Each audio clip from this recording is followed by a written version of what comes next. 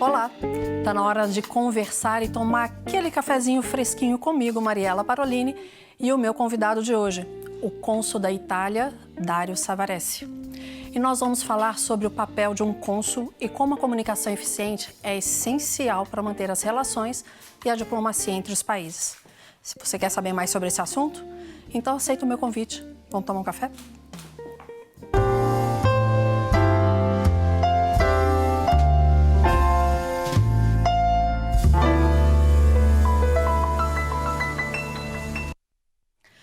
Minas Gerais é historicamente um dos estados brasileiros mais ligados à Itália. E cabe ao cônsul, dentre tantas outras funções, manter a boa relação entre essas culturas. E uma das prioridades do mandato de Dario Savaresi, cônsul da Itália, muito obrigada por estar aqui conosco, é dar amplo espaço à diplomacia cultural. Mas como que vai fazer isso? Claro, comunicando com os mineiros o valor da cultura italiana. E é sobre isso que nós vamos falar. Mas para acompanhar essa conversa, é claro, o nosso tradicional café. E recebo mais uma vez o Pedro Henrique Gomes, da Minas State Coffee Group. Tudo bem, Pedro? Tudo jóia. Pedro, o que você trouxe para a gente hoje? Bom, com a prensa francesa. Exato, a prensa francesa, como a gente já conversou a respeito, é um método bem fiel e traz aí um sabor bem interessante e bem sucinto de um café especial. A gente trouxe aqui uma origem hoje da região do sul de Minas, é um micro lote com notas aveludadas, um café mais suave, mais doce e é um café bem interessante que vai ter uma extração bem interessante, vai te deixar com vontade de tomar outro sempre. Com certeza. Contato com vocês? Os contatos estão aqui abaixo. Vou te pedir um favor. Sim, claro. Assim que ficar pronto, você leva pra gente? Claro, eu sirvo para vocês. Obrigada. Por nada. Cônsul, mais uma vez, muito obrigada por estar aqui. Eu que agradeço pelo convite. Cônsul, normalmente as pessoas pensam em consulado somente com dupla cidadania, principalmente da Itália, né? Exatamente. Mas o que vai além da dupla cidadania no consulado? Não, eu falo sempre que o consulado não é só uma fábrica de dupla cidadania, uma fábrica de passaporte, mas vai muito além disso. O consulado tem uma tarefa importante que é aquela de promover as relações políticas entre os países, no meu caso, entre Minas Gerais e a Itália, e também de fortalecer as relações no setor econômico também e promover a cultura e a língua da Itália. Só para que todos nós possamos entender melhor, o embaixador representa em âmbito nacional. Nacional. Que é Bernardini. Exatamente. Antônio Bernardini, nosso embaixador atualmente.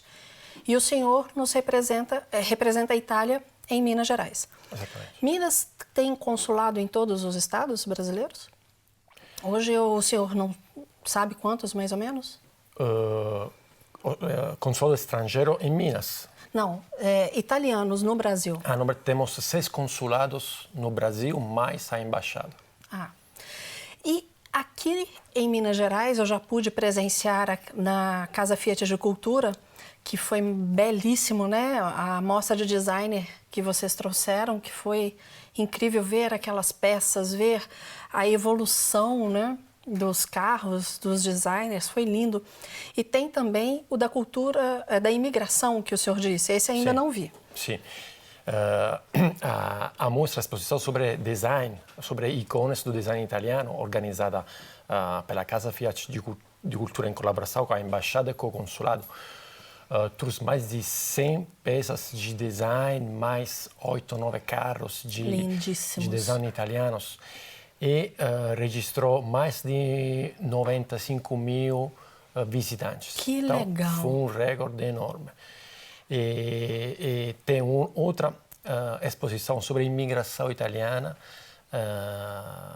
no Brasil e na Argentina, sempre na Casa Fiat de Cultura, com o nosso apoio. Eu e o Emílio já tivemos oportunidade de conversar com o senhor. Você sabe que o avô do Emílio veio da Itália, né? Sim. O Parolini não é meu. O Parolini eu trouxe com o casamento, é do Emílio. E o avô dele vem na época da Primeira Guerra. Muito obrigada, Pedro. Um café especial. Muito obrigada. O avô do Emílio vem à época da Primeira Guerra, primeiro para em Cravinhos, depois ele vai para a cidade de Araxá e ali ele começa a panificação, em 1910. Então, hoje a padaria, que ainda meu marido, né, quem toma a frente, tem 109 anos. Nossa. Mais de 109 Sempre anos. em Araxá. Sempre em Araxá. Em Araxá, mas em todo o Triângulo Mineiro, temos uma grande comunidade italiana, muito forte, muito bem radicada, e muito italo-descendentes também. Eu fui, algumas semanas atrás, em Uberlândia, a conhecer um pouco a comunidade do Triângulo. Sim. Dali, mas tenho vontade de voltar, porque é uma terra muito rica, merece muito uma presença mais forte da Itália. Ali, Araxá tem um pouco mais de 100 mil habitantes. Se não me engano, Uberlândia deve estar... 800 mil. Já está com 800 mil. Sim. É muito forte. Sim, a segunda maior cidade de Minas. Após Belo Horizonte. Após Belo Horizonte. Uberlândia. Quando o senhor fala de trazer essa cultura, quando veio para Belo Horizonte? 1 ano e meio. Já tem isso tudo? Atrás, sim. Puxa mais ou vida. menos. Você passa muito rápido. Muito rápido. Antes veio da Tunísia. Sim. Conversamos rapidamente sobre isso. O que o senhor observa dessas culturas tão diferentes? Diferente da Itália, diferente Brasil e Tunísia. Qual é a postura de um diplomata para conversar com essas culturas? Tem algumas regras que um diplomata tem que respeitar em todos os lugares, naturalmente. A primeira coisa é o respeito da outra cultura, dos outros. Então, tudo inicia com um conhecimento mais profundo que possível do outro, do interlocutor. Não só da língua, mas da cultura como um todo. Não só da língua. Começa com a língua, mas também com a cultura, com a história. Isso por duas razões. Primeira, evitar de fazer erros e ofender o interlocutor. E, segundo, para criar uma interação mais forte, intercultural, com o seu interlocutor. Então, é importante isso. E lá na Tunísia, o que chamou mais atenção quando foi estudar a cultura? Na Tunísia temos uma história que é ligada ao mar Mediterrâneo, que é muito parecida. Tem muitas coisas na cultura italiana, do sul da Itália, que foi uma história muito parecida ou igual à história da África do Norte ou do mundo árabe, que também a Itália teve influências árabes e muçulmanas alguns séculos atrás. Sim. E ali mesmo sendo semelhante, algo que o senhor se preparou mais? Não, tem a importância das relações interpessoais. E isso é uma coisa que eu achei também muito importante aqui em Minas Gerais. Isso tem uma similaridade. Então, que é importante criar uma relação formal com as pessoas, mas é muito melhor. Tem alguns países, povos, que permitem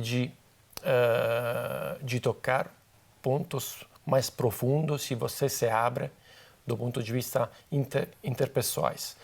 E acho que no Brasil também o povo brasileiro oferece esta possibilidade, que outros povos nem tanto. A Itália já tem, por ser um país latino, tem essa... não latino, mas tem um calor semelhante ao que a gente... Ainda há o aperto de mão, ainda há o falar muito com as mãos. Exatamente. Né? Na Tunísia também há essa linguagem corporal? Sim, tem uma linguagem corporal importante, mas um pouco mais formal, um pouco mais impostada. Não encosta tanto quanto a gente encosta. Exatamente. E depois tem tudo um ritual nos encontros públicos, institucionais, a respeitar, que seja falar, saludar com muita formalidade os interlocutores. É com aperto de mão? Ou Sim. também com aperto de mão? Sim, não. Isso chegou a ser uma coisa muito comum, Porque muitas vezes, só uma saudação. Isso com as mulheres é melhor não dar a mão. Então Isso, vai... no mundo árabe e muçulmano, para evitar qualquer tipo de erros. Então. A sua origem também é cristã? Sim. Como foi essa diferença com a cultura muçulmana, para esse respeito da cultura muçulmana? Porque ali a maior parte é muçulmana. Sim, Tunísia é muçulmana, mas também tem uma história muito forte de laicidade. Então foi um país laico também. Ah, sim. Então, nas relações públicas, tem menos religião. Então, é mais fácil comunicar. Isso não interfere tanto? Não interfere tanto. Mas aí que tem um ponto, quando você toca do ponto de vista cultural aquela pessoa, então ali tem que ser cuidado, porque... Há mais o cultural do que o religioso, mas uma coisa acaba interferindo na outra. Sim. Uma coisa que gostei muito, que ainda hoje não deixo de fazer, é colocar a mão sobre o coração para agradecer. Eles sempre fazem isso? Sempre fazem isso. Quando se despertam, quando se fica bom, gosta da situação. Exatamente. Aqui e agradece. Sobre o coração, exatamente. Olha que interessante. A gente aprende com as outras culturas. Talvez entrar sem o preconceito seja a principal questão. Sim. Muitas vezes a barreira da língua ou a barreira religiosa pode nos fazer ter alguns receios, mas nós temos que lembrar que quando estamos num país, nós somos os convidados. Exatamente. Isso é muito importante, respeitar os outros, a cultura dos outros. E também tentar de entrar nessa cultura de maneira imparcial, vamos falar. Sim. Isso. Nós vamos continuar a falar sobre isso, um pouco mais de oratória, mas eu vou servir ao senhor agora um panetone da Doce da Vida Confeitaria. Nossa, porque eu digo maravilha. Que panetone em qualquer época é bom. Lá Sim, na padaria sempre tem. É verdade. Na Itália a gente come panetone, pandoro, tudo. Sempre. Sempre. Tudo. E aquele cheiro agradável. Fique aí que nós já voltamos.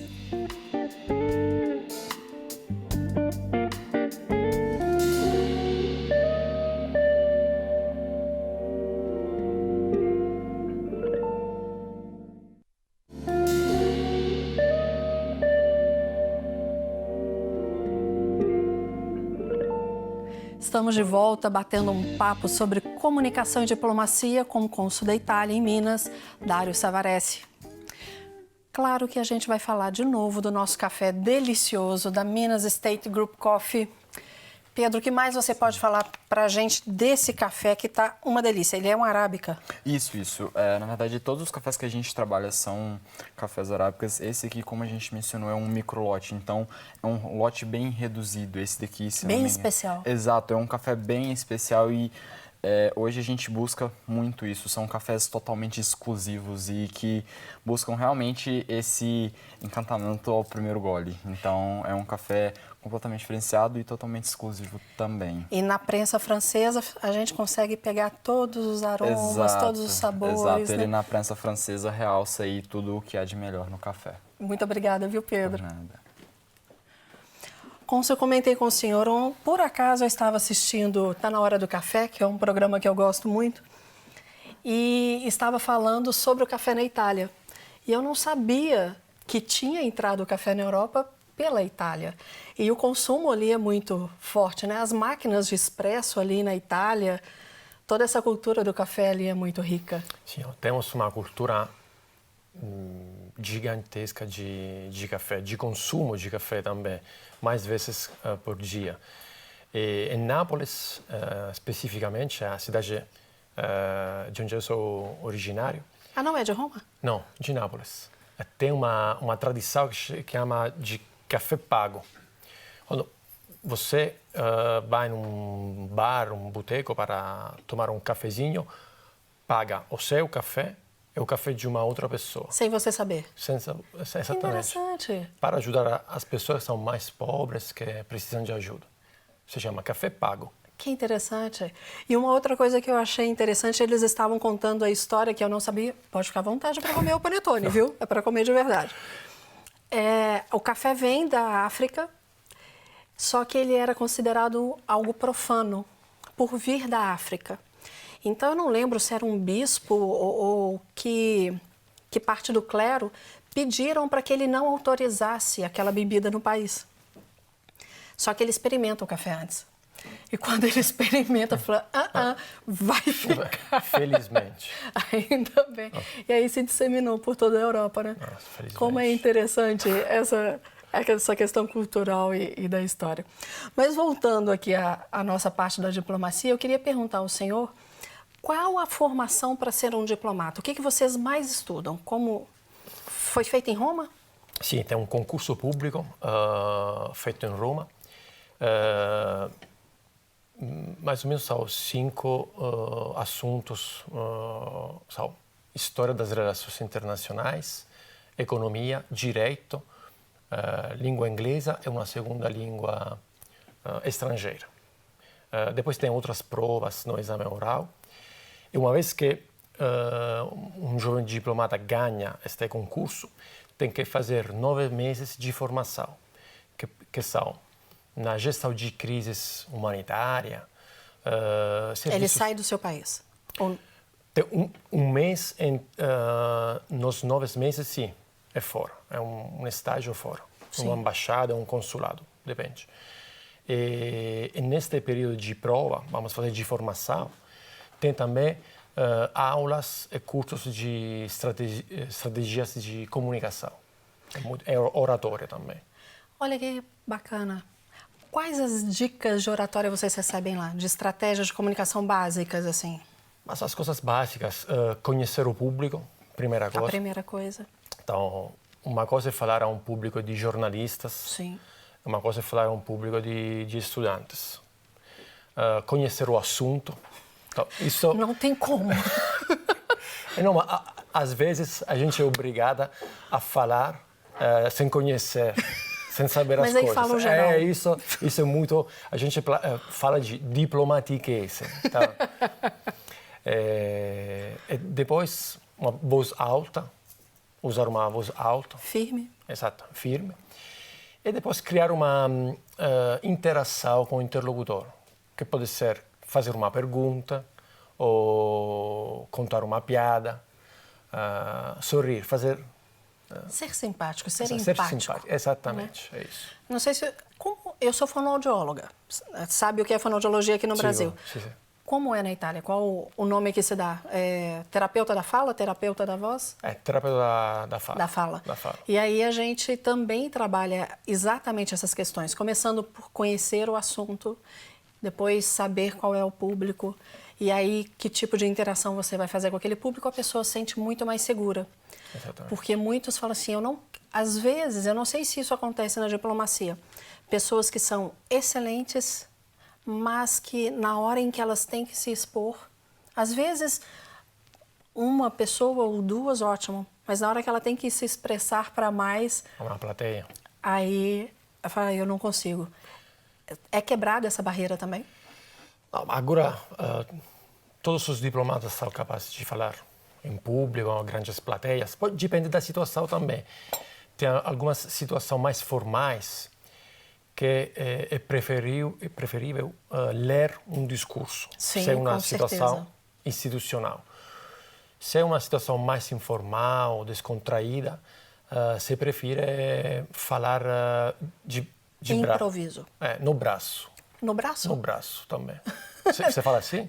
Improviso. Improviso, exatamente. No braço é falado na Itália? Abbraccio. Abbraccio? Olha, que interessante. Aqui a gente fala de improviso. Improviso. O seu português é muito bom. Obrigado. Mas é sério, o sotaque, eu já te disse isso, o sotaque italiano ele é muito gostoso, a melodia ela é muito agradável, né? Então, como o senhor fala o português, ainda mantendo essa prosódia, essa melodia, fica muito gostoso de ouvir. Obrigado. Fica muito agradável. E eu percebo a sua preocupação em falar correto. Não, falar em público é difícil, mas falar em público uma outra língua é difícil demais. No começo, no início, depois. Eu acho que para um italiano não é muito difícil falar português. Semelhante. Sim, sim. Português do Brasil, muito mais melodioso, muito mais aberto, como o italiano. As vogais, né? Sim. Sim. Porque o que vai dar inteligibilidade são as vogais e não as consoantes. Então, a maneira como nós pronunciamos as vogais é mais semelhante e fica mais interessante.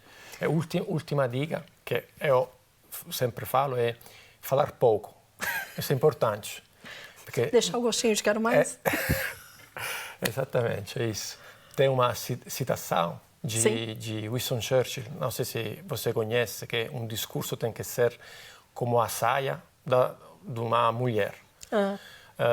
Longo o suficiente para cobrir o assunto, mas curto para criar interesse.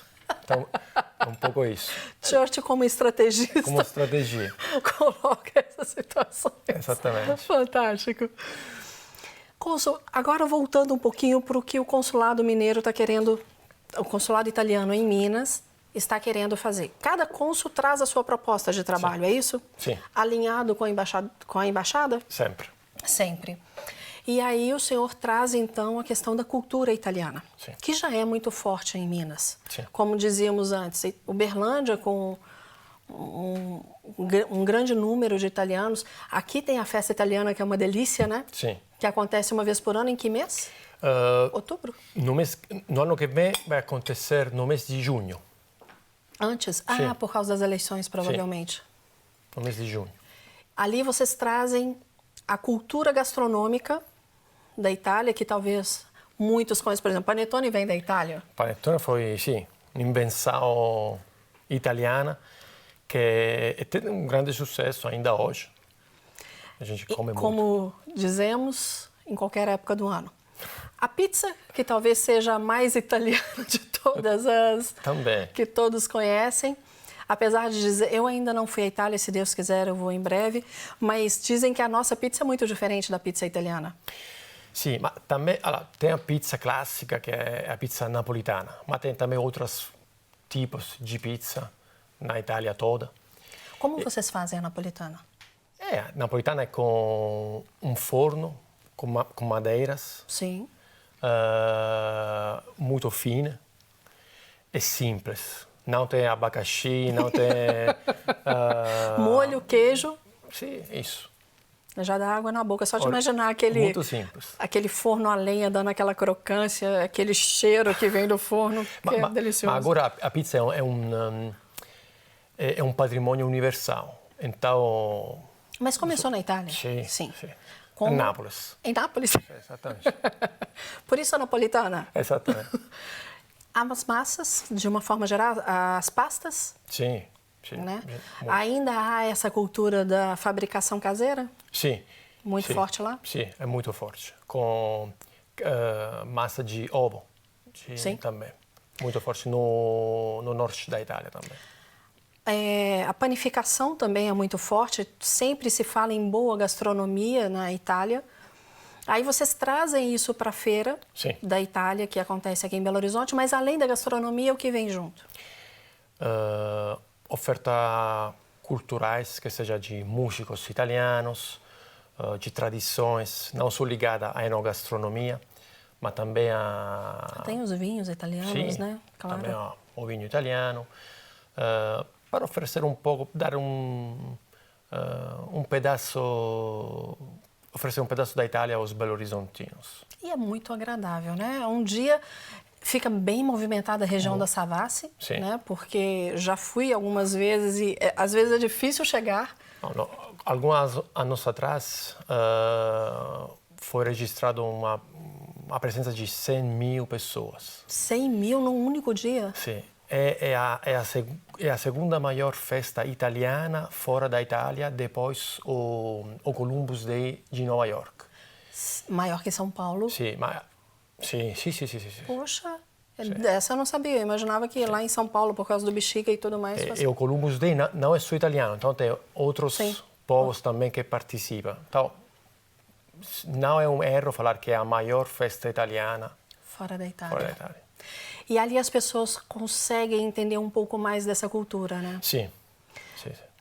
E quem tem essa... Eu vejo muito na família, quando meu sogro era vivo, ele já faleceu em 2004, mas toda vez que ele falava do pai, trazia aquele carinho, que o meu sogro não teve a oportunidade de ir à Itália, mas ele trazia aquele carinho que o pai transmitiu a ele. Por mais que saia da Itália, a Itália nunca sai da pessoa, né? Então, traz tudo isso e deixa aqui no Brasil com um grande diferencial. A cultura italiana, ela agrega muito à nossa cultura brasileira. E o que seria do nosso país sem os imigrantes italianos? Muito não teria crescido. Acho que uma boa parte da história recente do Brasil é ligada à história da imigração italiana. Com certeza. No Brasil. Esta festa é muito importante, é organizada pela ACIBRA, que é uma associação cultural que cuida muito desses aspectos culturais. Cônsul, foi um prazer enorme. O nosso tempo aqui, infelizmente, acabou. Já acabou. Já acabou. Já estão ali me avisando, mas aqui está sempre aberto. Quando o senhor quiser vir aqui, quando o embaixador também está aberto a ele aqui, só tenho muito o que agradecer ao senhor mesmo por ter vindo. Eu que agradeço. E como fala em italiano, obrigado? Grazie mille. Grazie mille? Grazie mille. Grazie mille. A cultura, ela sempre agrega ao que nós somos.